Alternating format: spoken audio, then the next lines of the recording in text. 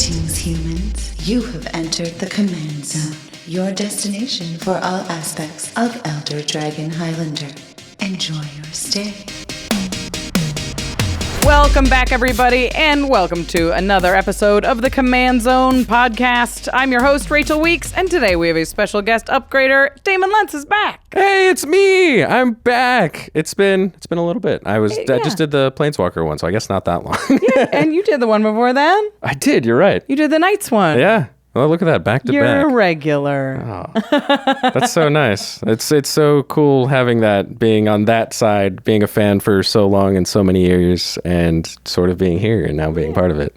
It's great to have you here. Upgrading a very cool, very powerful Precon from Wilds of Eldraine. This one is the Fae Dominion blue-black Precon. As always, we're going to add 10 cards to this Precon. We're going to take 10 cards out to make sure that it is as powerful as it can be in a short amount of time so you can get it playing at your next game night. But before we get into it, of course, if you're going to pick up any of the cards in this episode, please do so while supporting the show over at cardkingdom.com/command. Card Kingdom has a great selection of Magic cards, whether you're picking up sealed product or singles in any condition, in any printing that you're looking for. We're Commander players. We're picky about the cards we play, and that's why I like to shop at the place that has an enormous selection. Make sure I get exactly the card that I'm looking for exactly the deck that I want it in. Card Kingdom is also super professional. So if there's anything wrong with your package, if you get a card and it doesn't look the way that you want it to, or not the way that you ordered, get in contact with Card Kingdom and they will help you out. Again, support the show and pick up some sweet cards over at cardkingdom.com/command.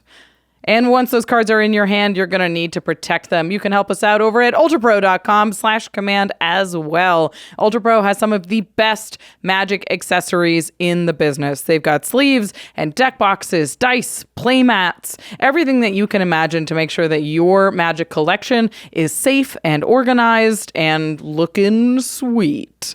They have all of the officially licensed Magic art. So if there is a set that you love, if you're really into the Fae Dominion Precon, go check out all of the playmats available for Wilds of Eldraine. The art in this set is wild, as you would expect, and it's a ton of fun. I can't wait to see what playmats are available. Again, pick up some sweet Magic product over at ultrapro.com/command. The final way to support us is directly by going to patreon.com/command zone. All of our patrons truly make this podcast and all of the things that we make, game nights, extra turns, happen. Plus, they get some sweet perks like getting ad-free and early access extra turns and game nights. And you get to see some exclusive content like Turn Talk, which is a show that we just have a discussion after extra turns. As soon as the game is over, we sit everybody back down to talk about what they would have done if they just had one more land or if they drew one more card. Get to hear people being really passionate about the decks that they built and they played, and it's a ton of fun to watch. So support the show over at patreon.com/command zone. Plus, we shout out one lucky patron every single episode, and this one is dedicated to Gary Wilton. Gary. Thanks, Gary. You rock. You do rock. You do. All right, we're going to get into the main topic, upgrading this Precon. It's blue, it's black, it's full of fairies. Yeah. As soon as we saw what decks were available, I was like, oh, I really want to build this. I really, really like this deck. We've had some, fine fairy commanders, right? But no dedicated fairy strategy commanders, and the face commander of this deck is a dedicated fairy commander. Yeah, it's really nice seeing that finally after all these years back from Lorwyn and sort of coming back and finally getting the fairy commander we all deserve. So let's meet him. Here he is. He is Tegwyl, Duke of Splendor. He is 1 and a blue and a black for a 2/3 legendary creature, fairy noble. He is flying in Death Touch. Other fairies you control get +1/+1. And then whenever a fairy you control dies, you may draw a card and lose a life. That's a lot going on. Yeah. I mean, it's like if you have fairies, they're bigger. If you lose fairies, you draw cards. Yeah, they replace themselves, which is really, really nice.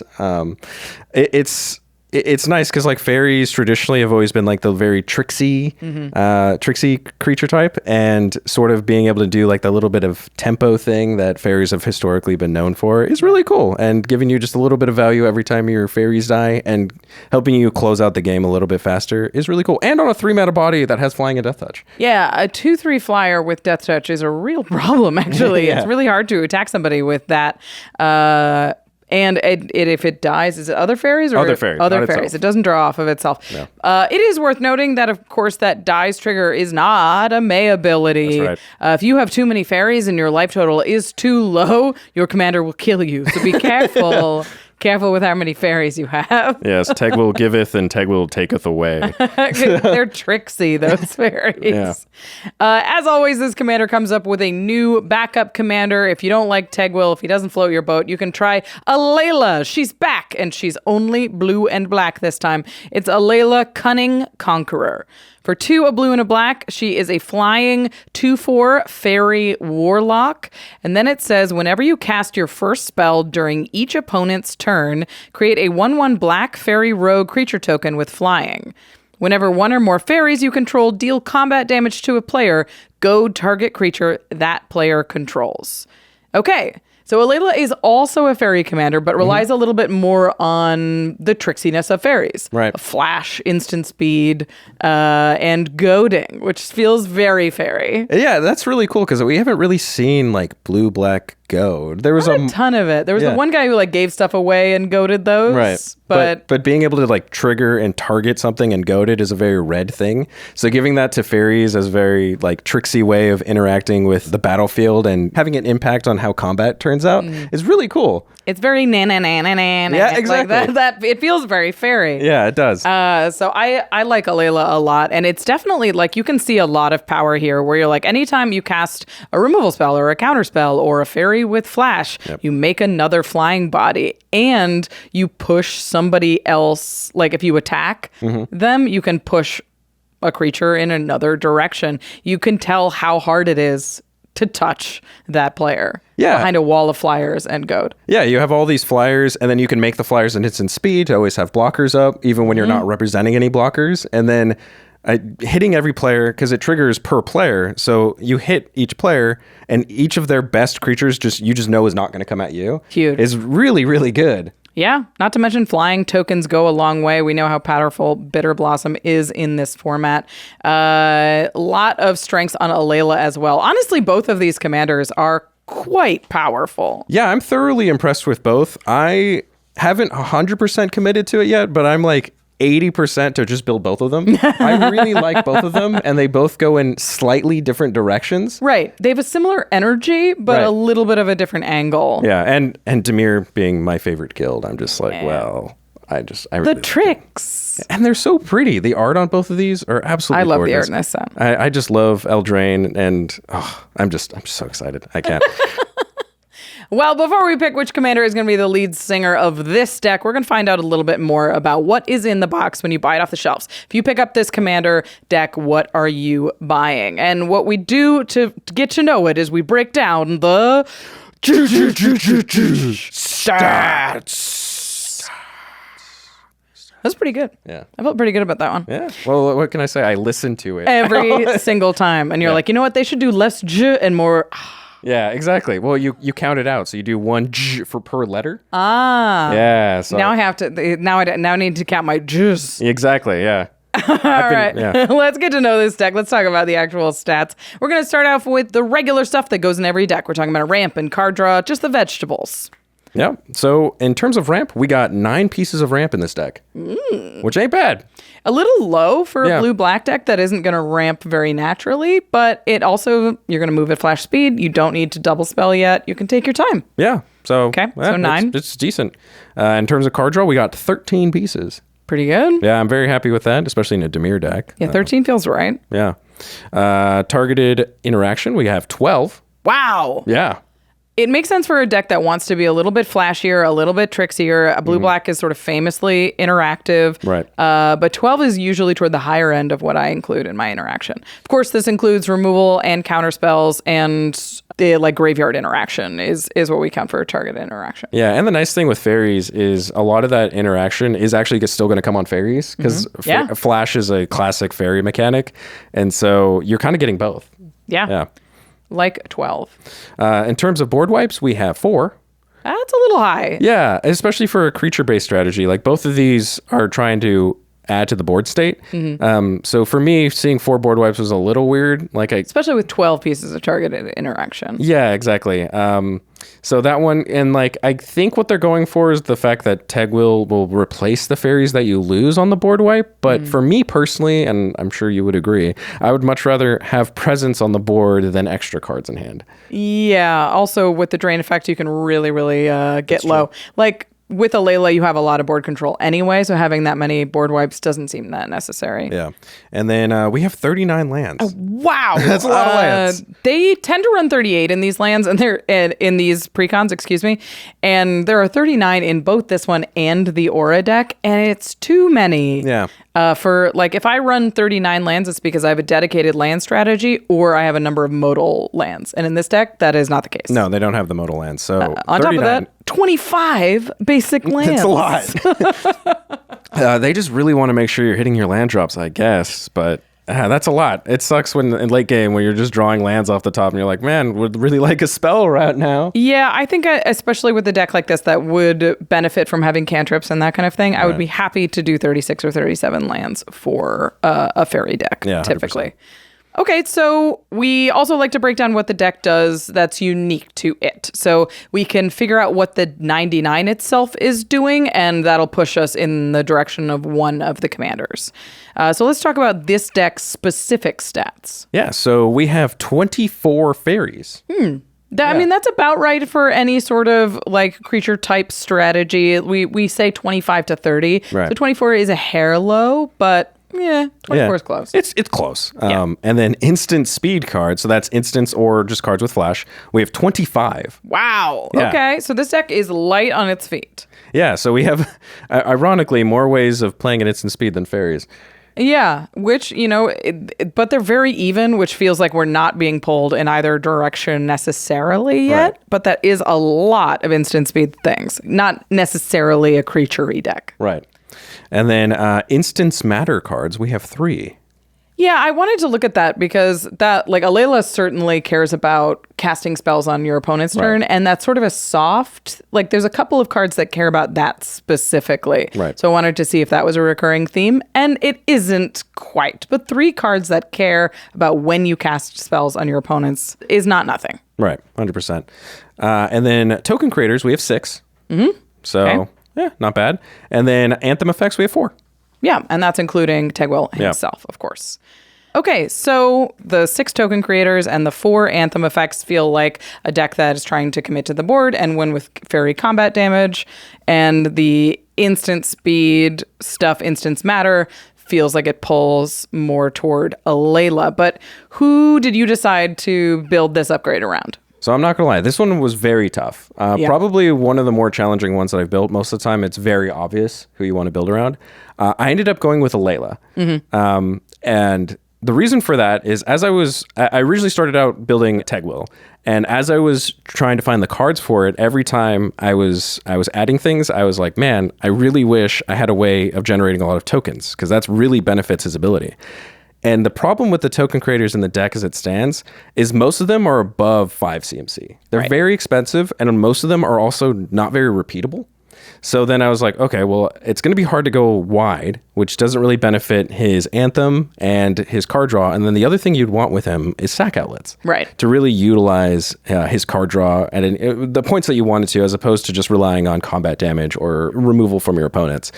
And there is only one sack outlet in the entire deck. It is Rankle. And he's a very specific kind of sack outlet. Yeah. For a dedicated Tegwell deck, it does feel like you want to be in control of when you're drawing those cards and when you're keeping your fairies around. And a sack outlet goes a long way toward doing that. Yeah. And the other part that we talked about was since it drains your life, you also want a little bit of ways to gain life back. And there's not really good, reliable ways to do that in the deck as it currently stands. Sure. So with all of those adding up, I was finally like, you know what? I think most of the time I just rather run a Layla, have reliable fairy tokens, and being able to utilize those 25 instant speed cards that come in the deck just seemed really worthwhile. And then just they added like Goad and all of that. And I'd rather have Tegwell sort of in the deck as a way to anthem the tokens that a Layla has generated for you. Like Tegwell's definitely a fairy payoff, but then your 99 really needs to be full of fairies. And starting with only 24 fairies and only a few ways to make tokens, there's 6. And again, that could just be one token. That could be, you have to discard a card or pay a lot of mana to get that token. It just feels harder to pull off than you want it to be. Yeah. Like a dedicated Tegwell deck feels like it has Blood Artist and a Deer's Nightblade and ways to gain life when you're sacking. Or the new Mirkwood Bats. Yeah, exactly. I did have one thing for you guys because I know you guys are often really excited to see the Face Commander. So just one bonus card for you guys. I looked up Feywild Visitor. It's 2 and a blue for a background. And then whenever a non-token creature you control deals combat damage to a player, you make a 1/1 fairy dragon creature token with flying. That was one of the better ways that I found to generate tokens that I didn't put in the dedicated Layla deck, but I would put in a Tegwell deck. So a little bonus for you guys. Again, sorry, I'm not running the Face Commander, but I got to stick with my Layla. Fairy dragons, still fairies. Still fairies. I love it. And plus, you got to give them something to hang out with. Exactly. Little pets. All right, so we've talked about what is actually in this product mechanically. We also like to talk about what is in the box financially, just so you understand the value that you're getting from picking up this product, or alternatively not. But first, we want to do a couple of caveats that we always say. This value is taken at time of recording, which is before these reprints are announced, which means all of these numbers are going to come down when they are announced. That is the way of reprints.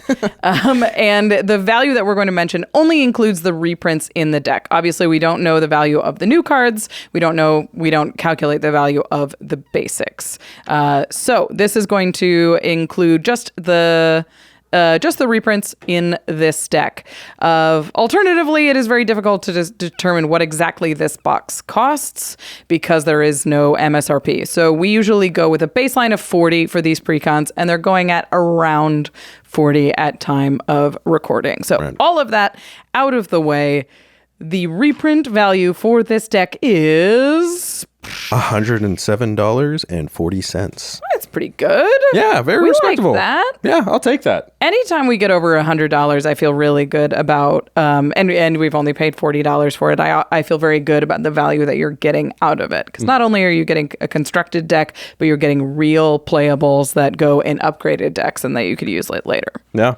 Plus, that is going to be on the high end of what we've seen in precons of the past. So the Baldur's Gate precons average reprint value was around $104. We were very happy with the reprint value of those. Brothers War precons averaged around $95. All Will Be One precons averaged around $101. March of the Machines precons averaged around $97. So 107 on the high end. We're pretty happy with that value.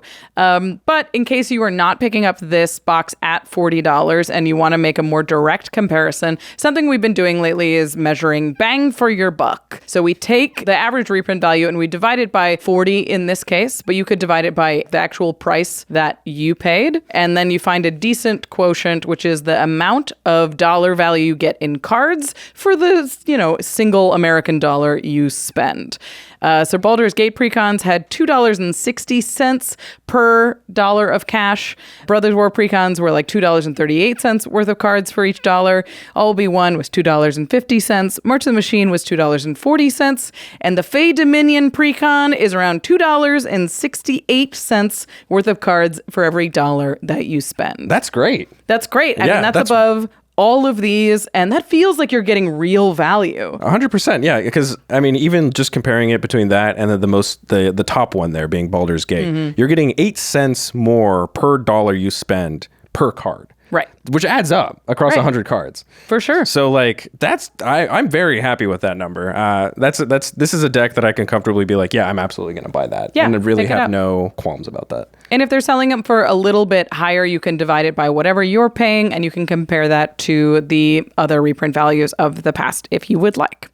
Okay, so pretty good. That means we've got to have some pretty sweet reprints, individual reprints in this box. We're going to start with the big one, which is the doozy of the set. We're only going to talk about reprints over $5, and there are 4 of them. So the first one we have, and the highest value one, is Kindred Dominance, coming in at $22. It's a 7 mana sorcery. You choose a creature type and you destroy all creatures that aren't that type. It's just one of the best board wipes you can run in a dedicated creature deck. Yeah. So Anytime you can make a one-sided board wipe, it's very, very powerful, especially in an aggro deck. yeah, so really, really happy about that one. The next one we have is Coming in at $12, it's Brazy B. Brazen Borrower, who is an adventure fairy, has petty theft, return target non-land permanent an opponent controls to its owner's hand, and then it's a 3/1 flash fairy with flying. super happy to see that reprinted. Brazen Borrower is so tidy, and I run it in a lot more decks than I thought I would, honestly, because just having a bounce spell that hits any non-land permanent just sets them back a little bit of a moment, and it's just a free flying blocker that you can flash in if you need. Yeah, and the fact that it curves into itself, really, really good. Yeah. Just a card that I'm always happy to see. It was a menace in Standard back in the day. Sure was. And it will continue to be a menace in your Commander games. So, and the added benefit is since we're running a Layla, it'll trigger her twice. Yeah. Because really he also has powerful. Flash. So. All right, the next card we have here is Glenelendra Archmage. Coming in at $9.50. We have a 4-mana fairy wizard, 2/2 flying. You pay a blue, you sacrifice her, counter target non-creature spell, and then she has persist. So when she dies, if she had no -1/-1 counters on her, she comes back. So effectively, she can counter 2 non-creature spells. One of the most powerful fairies in Commander easily. It goes into tons of non-fairy decks. But this next one is for fairies only. It's Scion of Una.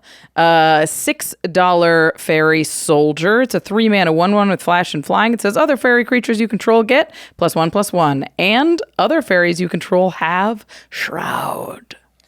A lot of protection, a great little anthem for all of your flyers. And the fact that you can flash in an anthem at instant speed is a wild trick. We're like, no blocks, I'll take 8. It's like, Yeah, and then you're like, no, you're taking way more than that. 16, sweetheart. Yeah. And on top of that, just the shroud means you just get a fizzle or removal spell. Like it basically acts as a counter spell. When they go to remove your commander, you just flash that out. And not only did you counter their spell, you now have an anthem. Yeah. And they have to deal with him before they deal with your commander. Really, really powerful. An added layer of protection. Definitely. All right, so those are the most expensive cards in the deck. We also want to talk about the best cards in the deck. These are the ones that when you draw, you're like, yes, we're doing it. My deck is online now. So the first card we have here is a new card, which I'm really excited about. It's sweet. It's Shadow Puppeteers, 6 and a blue for 4/4 creature fairy wizard. It has flying and ward 2. Great. Which makes it very hard to remove. When it enters the battlefield, you create 2 1/1 black fairy rogue creature tokens with flying. And then whenever a creature you control with flying attacks, you may have it become a red dragon with base power and toughness 4/4 in addition to its other colors and types until end of turn. This is a wild flying anthem. Yes. If you have 5 or 6 fairies when you play this, they're immediately going to attack and deal 20 damage. Yes. And that is out of nowhere. Yeah, especially because a lot of the fairies, even the ones that it generates or Layla generates, or just fairies in general, tend to be 1/1s. So this is effectively your fairies get +3/+3 when they attack, which is huge. And it has ward, so it's hard to remove. This is often just something you're going to be able to slam down and either immediately end the game or get very close to being able to just close it out. What I like about this one is it's an anthem effect that triggers on attack. So even if they remove it during the attack or there's some sort of trick that you didn't expect, if this dies in combat, everything remains a 4/4 Right. until the end of combat. Some anthem effects are really powerful, but if they get removed, all your creatures shrink immediately. Right. And this one gives you that through at least this combat. Yeah, and it helps you get a board by giving you those 2 1/1s basically Blink for free. Make more. Yeah. That seems really quite good. The next one we've mentioned already, so we're not going to spend a ton of time there. It's Scion of Una, a counterspell, an anthem, a flashy kid. It's really good in this deck for sure. Yeah, it does all the things. And then finally, we have Nimrus, Una's Trickster. It's 3, a blue, and a black for a 1/6 legendary creature fairy knight. It has flash, it has flying, and whenever you cast your first spell during each opponent's turn, you look at the top 2 cards of your library, put one of them into your hand and the other into your graveyard. Ugh. I think when Nimrus came out, everybody was like, this card's so cool. I wish it did something. Right.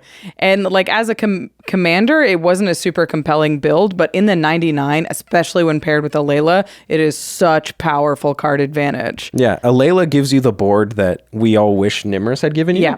But Nimrus gives you the card advantage that Alayla needs. Yeah. Because when you're casting on each opponent's turn, being able to replace that card, like you counter a spell and then it didn't cost you a card is huge.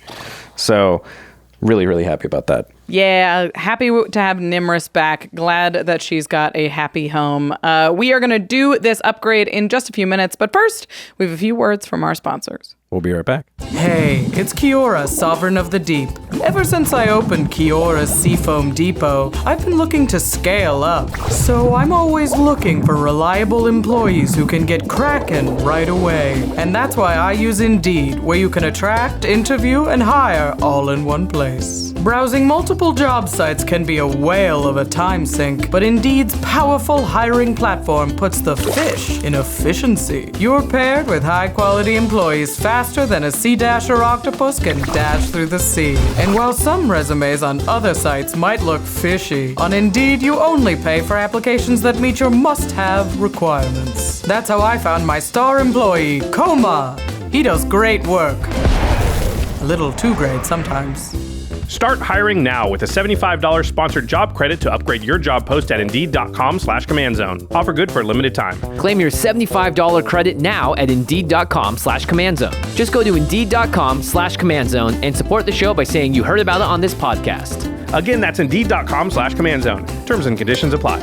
Need to hire? You need Indeed. Whether you're searching for the latest sneaker drop, that iconic handbag, a timeless watch, or your next piece of classic jewelry, eBay authenticators are there verifying every detail of your purchase. Yep, we're talking each inch, stitch, tick, facet, and clasp that make the piece you're searching for worthy of your collection. eBay's authenticators are experts in their craft, true connoisseurs. And as leaders in their fields, they're making sure your items always arrive as authentic as your style. So go ahead, get that piece you've always wanted. And leave it up to the meticulous eyes of an eBay authenticator to make sure that watch movement is original, that glimmer is real gold, that rare sneaker is legit, or that handbag is really made of genuine leather, and never get faked over again. In a world full of fakes, it's time to get real with eBay Authenticity Guarantee. Everyone deserves real. Visit eBay.com for terms.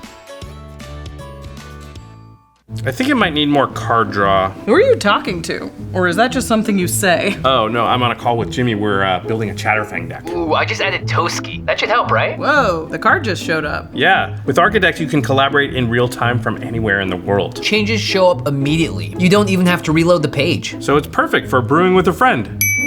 This is cool, but isn't Jimmy just upstairs? Yeah, but I'm downstairs right now. I ain't coming downstairs. Architect is the best place to browse, brew, and playtest commander decks. Just go to architect.com/command zone to get started. That's ARCHIDEKT.com/Command Zone. Welcome back, everybody. We are talking about the Fae Dominion blue-black, what is this set called? Wilds of Eldraine. That's it.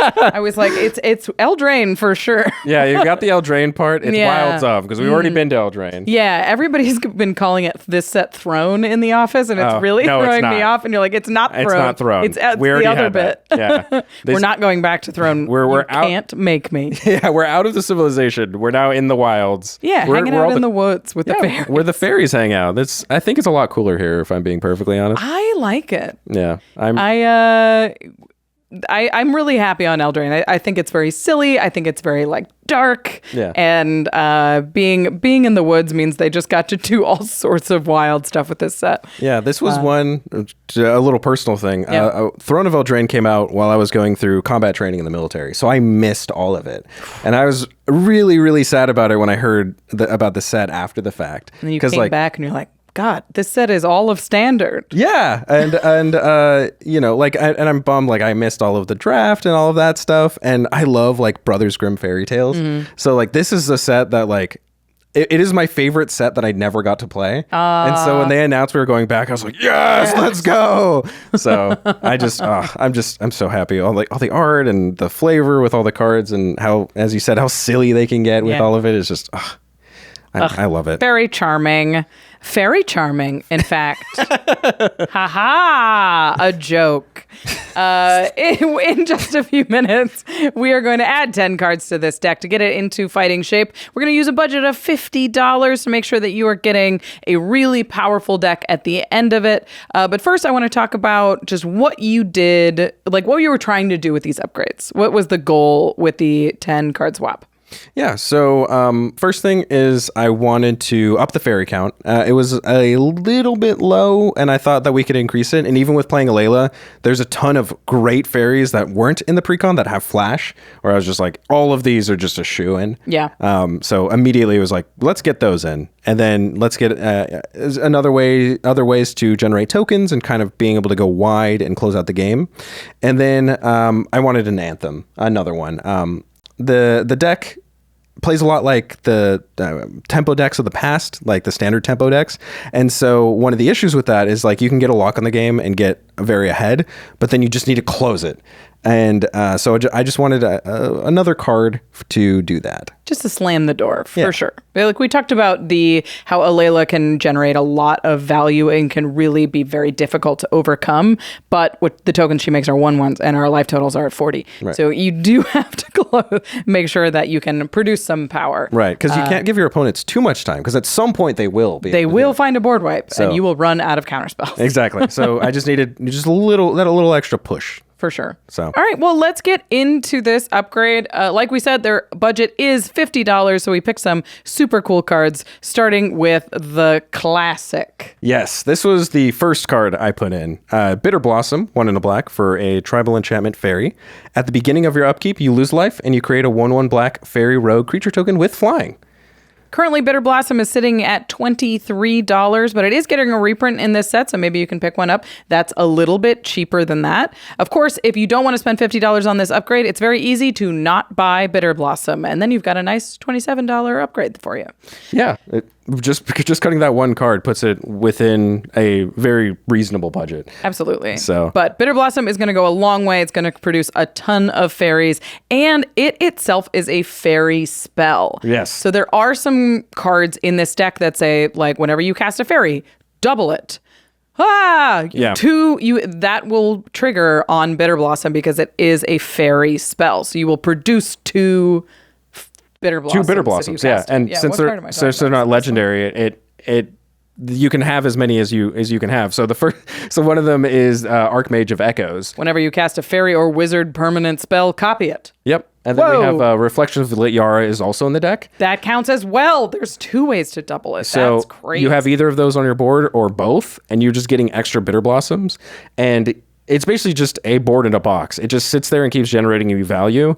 And it survives creature board wipes, which is big, so you're always guaranteed to have a little bit left behind. And then just having a blocker every turn just makes it so your opponents are really dissuaded from attacking you, because it's like, well, I attack you, you block with the fairy rogue you made. Doesn't do anything. Then you get another one anyways. Yeah. And it's cool that those fairy rogues are the exact same ones that Alayla makes. Yeah. Winergy. So, there you go. All right. This next one is new and very, very powerful. I've been loving it a lot. Yeah. So Fairy Mastermind coming in at $7.50. He's 1 and a blue for a 2/1 creature fairy rogue with flash, flying. And whenever opponent draws their second card each turn, you draw a card. And then you can pay 3 and a blue to have each player draw a card.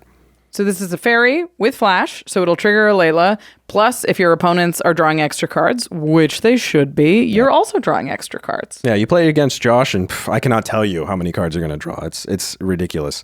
Plus, it's got Utah on it. It does. So just really easy. You include card draw, flash, hits all the things that you want to hit. I can't believe this next one isn't in this deck. I was a little surprised too. It's a shoo-in, and it just makes sense. So we have Spell Stutter Sprite coming in at $3, 1 in a blue for a 1/1 creature fairy wizard. It has flash, flying, and when it enters the battlefield, you counter target spell with converted mana cost X or less, where X is the number of fairies you control. So powerful. easily, like having a counterspell on a creature, especially if you add any blink synergy, if you add anything like that copies spell stutter sprite, it is an incredibly powerful little fairy. Plus, it's got a Rebecca Gay art. It's very pretty. It is super gorgeous. That's going to be the ongoing theme of this set and this They deck just upgrade. make fairies pretty. They just do. They do. They're It's butterflies, amazing. but people. They're pretty. Gorgeous. Yeah. Absolutely gorgeous. Spell stutter sprite, only $3. Yeah, not too bad. It's been reprinted a few times. It was actually just in Jumpstart. It got a anime treatment. Nice. Yeah, so Look at that. pick one up. One of those. All right, the next card we have here is a Mistbind Click, coming in at $6. It is 3 and a blue for a 4/4 fairy wizard, also with flash and flying. You may be noticing a theme. It has Champion a Fairy. I love these. When this comes into play, sacrifice it unless you remove another fairy you control from the game. When this card, the Mistbind Click, leaves play, that card returns to play. And when a fairy is championed with Mistbind Click, you tap all lands target player controls. Okay, so this is backbreaking. Yeah. Because you do this in your opponent's upkeep. Right, so they untap, you go to draw a card, you flash in a Mistbind Click. This triggers your commander. Yep, it triggers a Layla. It triggers a Layla. A Layla makes a fairy because you cast something on your opponent's turn. Now you champion that fairy token, tap all their lands down, and they get their card draw and their land drop. Yes. It's really good, and the fact that Alayla gives you that free creature to champion with it, and then very minor case, but every now and again I've used these cards for this purpose, because it has flash and the whole champion thing. You can use it in response to a board wipe to protect your commander. Yeah, because it'll hide it underneath the Mistbind Click. You just tap that player out and you're just like, okay, well, you just get the board wipe, you get nothing and else. Then you're done. Yeah. And then your commander hides under the Mistbind Click, the board wipe goes off, you get your Alayla back, which is really cool. Again, a minor thing, but it comes up every now and again. And then just being the flash flying fairy and a 4/4. 4/4 for 4 that flies. That is an enormous body on a fairy in particular. Yeah, and you mentioned with the spell stutter sprite, a ton of these fairies synergize pretty well with blink spells. A lot of them have like ETBs, so being able to reuse any of these and then blinking removal spells and stuff like that is really good. Yeah, ton of value there. This next one is another fairy with flash. Oh, Mistbind Click is a $6 fairy. Yes. So we have Fairy Harbinger coming in at 50 cents. We have 3 and a blue for a 2/2 fairy wizard with flash and flying, as you alluded to. I know, shocker. And when it enters the battlefield, you may search your library for a fairy card, reveal it, shuffle your library, put it on top. So it goes and gets any fairy in your deck. And it also gets Bitter Blossom. So, you need like a counter spell. You can go get that spell starter sprite. You want to really hurt somebody, you can get the Mistbind Click. You need card draw. You go get the Fairy Mastermind. Or you want to close out the game and you get the one that makes dragons. Yeah, the Shadow Puppeteers. That one. So it's just really versatile and coming in with flash. So you do it on the end step before your turn, and then you're going to draw it for that turn, and being able to immediately play it is really powerful. And it's only 50 cents for a very, very powerful fairy tutor. It is one of the creepier fairies. It is. Yeah. If I do say so myself. Yeah, she's kind of smiling at you like, what do I got here? It's a fairy. Yes, more fairies. Also, like, what's the scale on that? Because fairies are usually really small, and then it's like, is this a jumbo fairy? Is that the Harbinger? I don't know. Yeah, or is the fairy that she's holding just really small? She find a wee one. Yeah, I'm not sure. She's got a plan, and I don't like it. This next card is one of my favorite fairy cards, and it is arguably a rogue card, but so cool. Yeah, so we have a Notorious Throng coming in at 50 cents, 3 and a blue for a tribal sorcery rogue. It has Prowl for 5 and a blue. You may cast this for its Prowl cost if you dealt combat damage to a player this turn with a rogue, and notably, Alayla makes rogues for free. Fairy rogues. Yes. And then this creates X 1/1 Black Fairy Rogue creature tokens with flying, where X is the damage dealt to your opponents this turn. If the spell's Prowl cost was paid, you also take an extra turn after this one. Okay, so this is an extra turn spell that produces a ton of fairies. A ton. Like, depending on, and you can swing out without worrying about it because you're going to have an extra turn after this one. So you can attack with all your fairies, make a ton of fairies, untap with a ton of fairies, and then swing out again. It's basically a second combat step where you make way more fairies. Yeah, and then now that additional combat step you're doing, you swing out with all of those, and you can now keep up defense. Yeah, and it's wild. This card is really powerful, and will often just close out the game for you, where you're just like, oh, I just dealt 13 damage across the board, and now you slam this down, make 13 fairies, and then take an extra turn. I don't know how relevant it's going to be in this deck, but something I like to point out with Notorious Throng is that it says X is the damage dealt to your opponents this turn. It does not say combat damage. Yeah. So if you, I run it in my Dragon's Approach deck. Because, oh, sure, yeah. Because you can Dragon's Approach, and then make 27 fairies. Right. And so this card is a lot more flexible than it looks. Like, I don't think that deck can cast it for its prowl cost at all, but it's there to make a huge amount of fairies all at once, where it's like, okay, deal with me right now. Yeah. And in this deck, it's even more powerful. Yeah, even running it out for that 4 mana is really good. And that was an interesting thing where, I would include this card regardless of which commander you run. If with Tegwil, I reckon you're going to be playing it for the 4 mana more often, because he doesn't give you the rogue and he's not a rogue himself. But with Alayla, being able to have the flexibility to run the prowl as well is really, really good. Yeah. So, but again, careful. Yeah, definitely be careful. Because this will make a lot of fairies. Notorious for throwing only 50 cents, like you said. Nice and cheap. And this next one I haven't seen in a while. Yeah, so this is Instruments of War coming in at 25 cents. This card was actually just introduced in Jumpstart. Oh, it's a new one? It was introduced in the Jumpstart packs that included the Spellstutter sprite, because there was a fairy deck. Oh. And that one has this no card. No wonder it's not familiar. Yeah. The art looks so old that I was like, how did I miss this card? I had the exact same reaction. Yeah, I was it looking looks up, like a reprint. Yeah, I was looking up flashcards, and I'm like, how have I never seen this card before? And I looked it up. It's just printed in Jumpstart 2022, so it's a brand new card. All right. It just happened to be in the fairy deck. We'll show it off. And What's so, yeah, with 4 mana for an artifact with flash. As it enters the battlefield, you choose a creature type, and then creatures you control of the chosen type get +1/+1. Just a regular little anthem at flash speed to help you win a combat or win the game. Yeah, so 4 mana, you make a fairy and you get an anthem is pretty good. Yeah. And then sitting on an artifact that is going to dodge all of the creature removal and the board wipes and stuff like that. In this deck, adding any cards that have flash makes the deck stronger, because the more things that you have that work at instant speed, the better all of your stuff at instant speed is. Because now you have okay, I can cast a counterspell if I need to, but I could also flash out this anthem effect if I don't need to. So now I haven't lost tempo and I still held up answers. Yeah, there's nothing better than being a control player, sitting with a hand of counterspells and removal, but then also having a spell to run out if your opponents don't play anything that was worth removing or countering. For sure. Because otherwise you just lose all that mana. So being able to punish your opponents for not playing something that was worth your counterspell or your removal spell by antheming your board and then also generating another creature is huge. Yeah, Really, that's an enormous swing. And you get to be like, it's from Jumpstart. Yeah, you probably have never seen this card because not a lot of people, unfortunately, have been able to play Jumpstart. And it's only in the one fairy. The one fairy one. So there's probably not a lot running around. But it's only 25 cents. Pick it up now. Yeah, super cheap. This next one's a classic. Anytime your commander says make a 1/1, you should run Skull Clamp. You should. Yeah, 1 mana artifact equipment. Equipped creature gets +1/-1. When an equipped creature dies, you draw 2. Equip 1. You're going to want to draw some cards. You're making a lot of fairies. You want to make sure that you can make even more fairies by killing those fairies. Yeah, and being able to draw off of them. Yeah. This is, funnily enough, a card that doesn't work very well with Tegwil. It doesn't, because he's got the anthem. Yeah.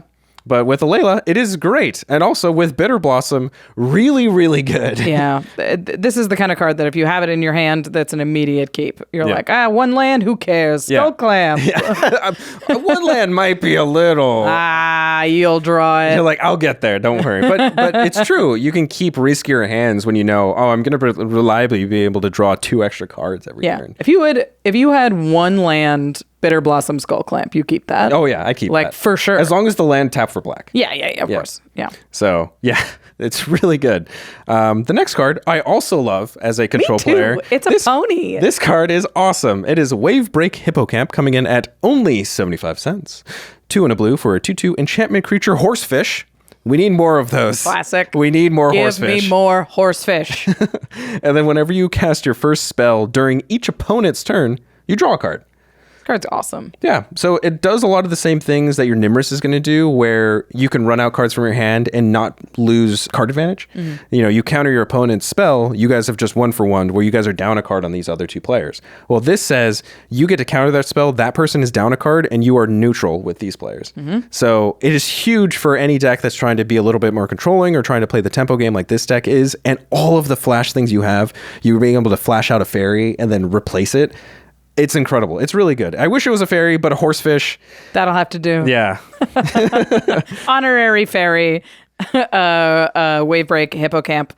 And this last one. This last one's a little bit boring. I'm not going to lie. Well. But it's good. It's definitely needed. It's counterspell. Coming in at $1, blue, instant counter target spell. The deck has some counters in it, but I wanted a little bit more, and I wanted to be able to protect my board from board wipes, which counterspell does, and it obviously does way more than that too. This was the slot. I sort of alluded to it earlier with blink spells. I was on the fence between this and a blink spell. I ended up going with this because this will protect you from the board wipe, and the blink spell won't. But just a great include, and definitely something that will help in any creature deck that you run that also is in blue. Counterspells are always going to be really good to protect you from situations where you might lose. So. I'm a deck builder, and when that's my favorite thing to do. I love building a deck. I like putting weird cards in the deck, and I don't like putting cards like Counterspell in decks because they don't make me feel clever. Right. And then I'm playing the game, and I'm like, God, do I wish this stupid thing was a counterspell. Yeah.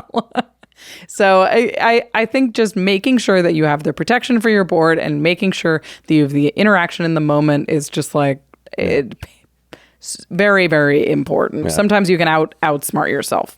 Yeah. Don't forget your veggies, basically. Yeah. Eat your vegetables. Please. Do it. It's good for you. Fairies do. They also live in them. Yeah, they live in and eat them, but that's how they hollow them out so they can live inside of it. That's just efficient construction. You know, like yesterday, I cut up a watermelon and just ate it just straight out and of moved in. Yeah, that's my home now. So. Help us. Rent in California is very expensive. It's brutal. This isn't brutal, though. We're nicely under budget with $48 for this upgrade. Again, if you want to save a little bit of money, very easy to not pick up a Bitter Blossom or keep an eye on those prices on cardkingdom.com/command because it did just get a reprint. Yeah, and it's gorgeous, too. Yeah, it's really cool. You have the regular one, and then you have the anime style one, and they're just both like, I just need to pick up so many. I like it a lot. I like it a lot, too. Well, we've added 10 cards. So now we have to do the hardest thing in Magic, which means we have to take 10 cards out. This first one was super easy, and we talked about it, and we're like, well, that has to go. I don't know what it's doing here, other than being a fairy. It's Cloud of Fairies. This is a 2-mana fairy that enters the battlefield and untaps 2 lands. You have a commander that makes 1/1 fairies for free. You don't need a Cloud of Fairies, unless you're storming off or blinking, which we're not. And the cycle's not good enough. Yeah. It doesn't redeem it. It's not. It's 2-mana cycling. No. I don't think Cloud of Fairies is very good in this deck. Yep. The next one we have Nightville Sprite. It's a flying fairy that attacks and surveils. It's just too low impact. It doesn't do nearly enough. You want way more out of a 2-mana fairy. And then again, Alayla giving you free fairies is like, I'd just rather play an instant. That makes me a free fairy. Yeah, right. It's like getting 2 cards out of it. The next one is a weird include and an easy cut. It's Hullbreaker Horror. He's a Kraken.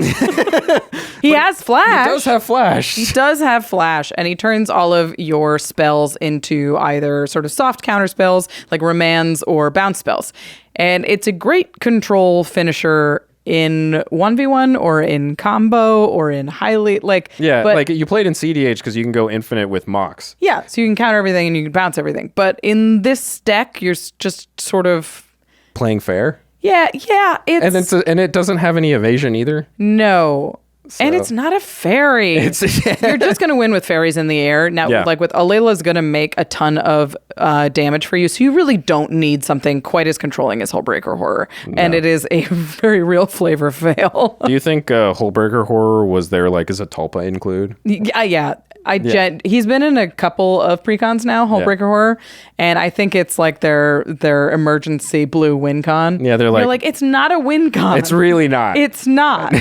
But what are you gonna hit him with a 7/6 on the ground? yeah, you're like, someday they will die to the 7/8. 7/8. Sorry. And I'll be able to remove extra stuff, I guess. But Hey, just make another fairy and hit him with a fairy. yeah. It's very simple. This next one is also a little bit strange. Yeah, it's dig through time. It's great. 8 mana instant. There's a lot, but it has the delve, Yeah. which is good. And then you look at 7, you put 2 into your hand. Like, all of that is good. The problem is this deck isn't filling its graveyard No. at all. No. Not even a little bit. You're casting some instants, hypothetically, but a lot of your flash spells are fairies that are Right. on the battlefield. They're permanents. They not wanna in stay. your graveyard. So it's going to be very difficult to cast Dig Through Time for 2, which is what you really, really, really want to do. So a little bit weird. Honestly, just an opt is probably better in this deck than a dig. Yeah, because a 1 mana, make a fairy, and then scry, draw a card is great. Guaranteed all the time. Yeah. So, yeah, definitely a weird one. And then, like, this deck doesn't have any ways outside of just combat or other stuff to fill your graveyard. Like, it's just not something it's trying to do. It's not trying to reanimate things. So, like, this just doesn't... I didn't get it. Yeah, not quite a Dig Through Time deck. And I will never forgive you for cutting this next card. What, you like Illusionist Gambit? Yes, I do. You like the 4 mana instant, you cast it only during blockers, and you remove all attacking creatures from combat and reassign who they attack? Uh-huh.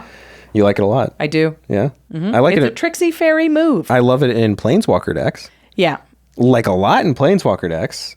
It's a super fun spell. It's very fun to cast when you're like, you thought you had me, but you don't. Ha ha! Especially when you're kind of in an archenemy position. But I agree that instants that are super narrow, you just want instants that are like, I can cast 1 per turn. Right. And this one is waiting for the specific moment that it's good. Yeah. And having an instant that like isn't good and you really want to make a fairy is tough. So you really just want a more reliable instant than Illusionist Gambit in this deck. Yeah. Although it's really fun to cast and you should definitely cast it because nobody expects this like weird fog and blue. It's really fun. Yeah, and like you can get in weird situations where your opponent like crater hoofs, and you're just like, well, I'm just gonna live. It's a very cool card, and I definitely respect you for it. But just the fact that it's gonna rot in your hand a lot of the time, and just the fact that it's bad.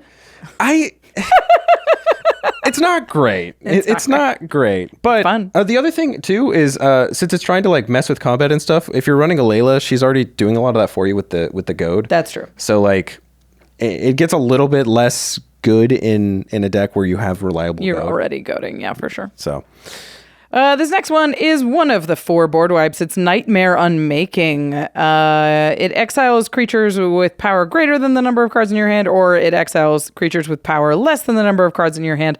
In this, it's really hard to control that. This is best in like a discard deck or like a dedicated drawing deck where you can manipulate how many cards are in your hand, and you're not really in control of it in the fairy deck. yeah, and I just They're like way the- better board wipes. Yeah, I just like the other board wipes of this deck is running a lot better, and one of them needed a cut, and it was like, okay, well that's the worst of them. So It is a weird one. Speaking of a weird one. speaking of weird, I think these are just like fairy tricks. yeah, is like what they're supposed to be. They're like, let's just do a little tricky stuff, which Yeah. again, I respect you for it, but Yeah. not quite. Theoretical duplication, 2 and a blue instant. Whenever a non-token creature enters the battlefield under an opponent's control this turn, you create a token that's a copy of it. Cool. Yeah. Why? Again, it's a very narrow instant. You Right. just really want to be casting reliable instants that are always going to do something good for you. Theoretical duplication is great in a token deck that's here to copy tokens. Right. That's here to in a cloning deck. Right. Yeah, it's good theoretically. It is But- theoretically But a playable Magic card. I've never found a home for it, unfortunately, because it's got a big sweet owl on it. it does. He's like, well, actually. Yeah, but I don't think that this is the home for it. No. Next one, Reckless Spite. 1 black instant, destroy 2 target non-black creatures. You lose 5 life. Losing 5 is not nothing. This is a cool removal spell, but non-black is very limiting. Yes. A lot of people play black, as it turns out. Black is a very good color in EDH. So you miss more often than you would think. And then just sitting on 3 mana is kind of rough. I really want my removal to be around 2. And sure, if it only removes 1 thing, great. But a lot of the time, that's all you need. So especially in this deck, you want to be able to cast 3 spells. You want 1 on your opponents, 1 on your next opponents, 1 here. If your mana's getting choked on one specific instant, it means you're going to be down a fairy. yeah. So not quite good enough. Yeah, this next one is not quite good enough either. It's Repulse. 2 and a blue for an instant. Return target creature to its owner's hand. Draw a card. A tidy little cantrip. 3 mana is a lot for this kind of effect. And when, I really like bounce spells in Commander right now. I want my bounce spells to be able to hit anything. Right. Well, anything non-land, anyway. And cost less. I want to be able to bounce a Bolas' Citadel and time walk people for a second. I want to be able to just answer the problem. And Repulse is if it's a creature, I can handle it. Right. But you play any bad problematic artifact or enchantment or planeswalker, it's I have this great removal spell for your creature. Yeah. But I wish that was the problem. Again, this deck has 39 lands. The final cut is Temple of the False God. if I see it, I'm going to cut it. This is not the second time. It's bad. it out. It's Temple of the False God is fine. I think it's fine. I don't think you need it in this deck, really. I don't know. I mean, I will run it in decks where I like I'm going to monocolored decks. Yeah, monocolored decks or decks where I'm going to reliably play extra lands. That way you hit that 5 earlier. But sitting on it or having this in your opening hand or when you have 4 lands are just rough. Yeah, it just feels like you discarded a card. So it's just, and on top of that, for me lately for deck building, I've been very, very picky when it comes to colorless lands because they keep giving us really, really good colored lands. Yeah, is this card better than Blast Zone? No. So being able to have really harsh scrutiny with your colorless lands is great and is a thing of modern Commander that we didn't have in the past when this card saw a lot more play. But in today's day and age, I think it really has to justify being colorless because that is a downside. And this one just doesn't do that. Yeah, I can get behind that. All right, we've cut the final 10 cards. That means we have a perfect deck. We are ready for game night. But before we go, we want to talk about how this deck is going to play. What can you expect when you draw your opening hand? What can you expect as the turns play out? Yeah, so this is a blue tempo deck. It plays a lot like the fairy decks that we have known and loved from the past, or all of those mono blue tempo decks in Standard or in other formats that you really haven't been able to play in Commander yet. There was a thread a while back about how to play what is tempo in Commander, what does it look like, and no one could answer it. Yeah. And this feels right. This is it. This is that thing that you were playing in other formats that felt so good and so powerful that annoyed your opponents to no end. This is finally that deck in a commander shell. And so that is exactly how the deck's going to play. Utilize your Layla to answer things on the board, and she'll generate you the tokens that are going to keep you alive and then also help you start closing out the game. Her goad is going to push threats away from you and help reduce your opponent's life totals to get you situated where you can finally close out that game. And then you're just going to keep playing at flash speed, keep leaving up your mana every turn. So every turn you're like, land, pass, and your opponents have to be like, well, shoot, they can have anything. Yep. And you flash out your creatures, you flash out your removal spells, and then you just slowly build this board as you're dealing with all of your opponent's threats. And then finally, you use the Shadow Puppeteers or the different anthems to close out that game. So this is a deck very, very near and dear to me and to my heart. So if you're anything like me and you like playing these type of decks where you can answer things on the board and play the control deck, but also apply pressure and not just feel like you're just slowing the game down unnecessarily, this is 100% the deck for you. And having just free flyers, and you've talked about so much lately how important flyers are in today's day and age. Nobody runs them. Yeah, run flyers. Which means it becomes so easy for you to close out the game. And even you'll be willing every now and again to throw 3 flyers at a player to hit them for some damage, even if you know you're going to lose one of them. Yeah. Because sometimes you just need to chip in, and then getting the goad trigger really helps you overcome a disadvantageous situation. So yeah, I'm super stoked for this deck. This deck is sweet.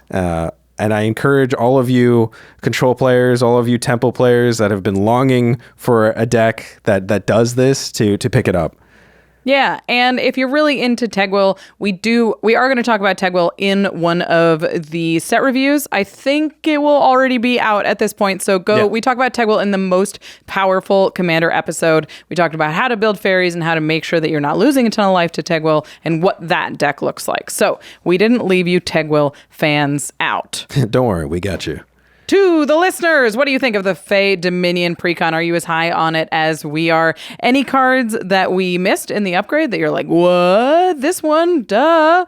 Any cards we suggested to take out or add that you disagree with? That you're like, you know what, this one's just better, or I don't know if you should be cutting theoretical duplication. Yeah, it has an owl going like this. That is enough of a reason. That is a fair reason. Yeah. I respect your reasoning. Exactly. Yeah, definitely drop in the comments. Like, Rachel, I know you're in there all the time, and I go in there all the time after our episodes go up to answer people's questions or just to chat with people. So go in there, tell us your opinion, tell us what you think, and you'll see us both there. Yeah. Yeah. And if you want to pick up any of the cards that we talked about today, of course, you can do so while supporting the show over at cardkingdom.com/command. Card Kingdom is going to have all of this sweet sealed product that you were looking for in Wilds of Eldraine. There's this precon. There's the Aura precon called Virtue and Valor. That one's a ton of fun as well. And I am not an Aura player. I'm certainly not an Enchantress player. And I really, really liked those precons. So make sure that you watch that upgrade, but also pick up those sealed products over on Card Kingdom. And if you're doing this upgrade, get those singles there as well. They've got a huge selection and they will package that up into one tidy package. It'll show up all at the same time and you can start building. Again, go to cardkingdom.com/command to pick up some sweet Magic cards and support the show while you do so. Once you have those cards in your hand, once you're building this sweet deck, you gotta put it in a box. Go to ultrapro.com/command for all of the deck boxes, the sleeves, the playmats that you need to expand your growing commander collection. I know I am always out of deck boxes and sleeves. I'm using all of like the crappy ones that are just lying around, and I need to go over to Ultra Pro and make sure I pick up a ton of them so that all of my decks are safe and I can travel with them and not be worried about them getting damaged or them, falling open at a weird time. Ultra Pro has high quality products that make sure that your collection, which is precious to you, is safe and looks really good while it's being safe. Yeah, and every time they have one of those flash sales, just hop on there and just pick up as many sleeves and deck boxes as you can. Yeah. I did that and I was able to cruise for about 6 months, but I built so many decks. I know, it's terrible. So I'm out again. But as soon as they have another one, like I have my account on there and I keep a wish list of all the stuff that I want as soon as it goes on sale. And then as soon as I see that, I just hop on, I buy everything I need, and then I'm set. Yeah. So Ultra Pro's the best. We trust them with our collection, and you can support the show over at ultrapro.com/command. All right, we've talked a lot about Magic. We're going to move to the end step. Talk about something cool outside of the world of Magic. Do you have something that's been occupying you outside of Magic? I do, and it is magical and very fitting with the whole fairy tale theme. Okay. So I've been, trying to spend a lot of time with family and playing like board games or other card games and stuff like that. And unfortunately, my whole family doesn't play Magic. I wish they did. So we have to find other games to play. So lately, we've been playing a lot of Unstable Unicorns. Okay, yes. I think I know this one. Tell me about it. Yeah, so basically the whole premise of it is, so there's one shared deck, and you have your stable, which is, effectively just your play area. Your goal is to have 7 unicorns in your play area. If you get to 7. That's always my goal. Yeah, always. Whether I'm playing or not. In life, your goal is to have 7 unicorns in your stable. Yeah. So first player to 7 unicorns wins. On your turn, you draw a card, and then you can play one card, just one. And there's upgrade cards, which give you a certain bonus to your stable. There's downgrade cards, which makes the stable worse, adds certain effects. Like there's some that limit the amount of unicorns they can play in their stable, or doesn't let the other players play upgrades and stuff like that. And you can play any card you play can be played on any player's stable. So there's the upgrades, the downgrades, there's the unicorns themselves, and there's between the unicorns there's basic unicorns, which don't do anything, and there's magical unicorns, which have some sort of magical effect. There's no such thing as basic unicorns. You're right. you're right. But There's magic unicorns and more magical unicorns. and even more magical unicorns. But it is great. The basic unicorns, if you will, they have like coffee or like, like the sweater, and they have little like flavor text, and it's like, live, laugh, love. It's so great. And then there's magical cards, which just have some sort of effect and then go into the discard. And then there's nays, which the nays are counter spells. That's great. Yeah. And you can play a nay on any person's turn. But yeah, so it's just a blast. It's really easy to pick up, and my family and I have been having a great time playing it. I was actually introduced to it going back to earlier when I was talking about Eldraine and how I missed it because I was in combat trading. My family brought me the first edition of Unstable Unicorns because it had just released. And so I brought it, and I brought it over to our squad bay, and in between events while we were doing things, like a bunch of Marines sitting around playing Unstable Unicorns, and eventually got so big like our combat instructors would join in because it was just a blast. Yeah. I love that. Yeah, and so when I finally came back to California, I had lost my original one, and so I went and bought another one so that we could all play. And then I found my original one, so I shuffled them together because there's like different cards. Yeah. And so I have this like super stack, and it has its own deck box that I have, and I sleeved all of it. Great. And so anyways, it's a blast, and I highly recommend everybody go try it out. It is so much fun, and it has like a very magic feel without being as complicated, so you can introduce it to different people, and it's definitely faster. We were literally just playing it last night, and it was me, my girlfriend, my sister, and her fiance, and we were able to get a game in 30 minutes, and we were That's done. so fun. And so Unstable Unicorns, definitely go try it, definitely go play it. You can pick it up like anywhere. It's so ask much your fun. local game store. I know my game store, if I'm like, hey, I'm looking for this board game, they're like, we'll order it. It'll be here in a week. Yeah. Great. Yeah, that's a good point, actually. Yeah. I picked mine up at my LGS. Yeah. So I was already there picking up a different Precon, and I saw it, and I was like, oh, finally, I found it. And so I bought it up. It's a blast. Unstable Unicorns. Play it with your family and see if you can sneak them into Magic, too. Thank you so much for watching this episode. We're going to say thank you to our amazing team here at the Command Zone as well. Thank you to Eric Lem, Megan Yip, Gaurav Galati, Jordan Pridgeon, Jamie Block, Arthur Meadowcroft, Manson Lung, Josh Murphy, Jake Boss, Sam Waldo, Evan Limburger, Lady Danger, Craig Blanchett, Katie Cole, Mitch Trafford, Gabriel Pozos, Josh Lee Kwai, Jimmy Wong, and of course to Damen Lentz for doing this upgrade. Me! One of these days we need to write that as like a rap. I know. Like the Pokey rap. Yeah, but then I can't say it if it's a rap. Why not? Because I can't rap. Well, there's a first time for everything. That's true. I'm sure you said that the first time you went up on a... We'll do the poker. Eric Lem, Megan Yip, Gaurav Galati, Jordan Bridget. I'm doing the poker rap. That's all I know. Yeah. Thanks for watching, everybody. We will see you next time. Bye.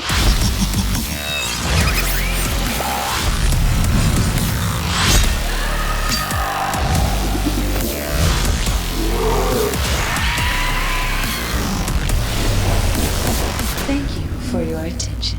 For further inquiries, send an email to commandcast@rocketjump.com or ask us on Twitter @JFWong and @Josh Lee Kwai. See you later, alligator. Greetings, humans. Jake Boss, Sam Waldo, Gaurav Galati. So good.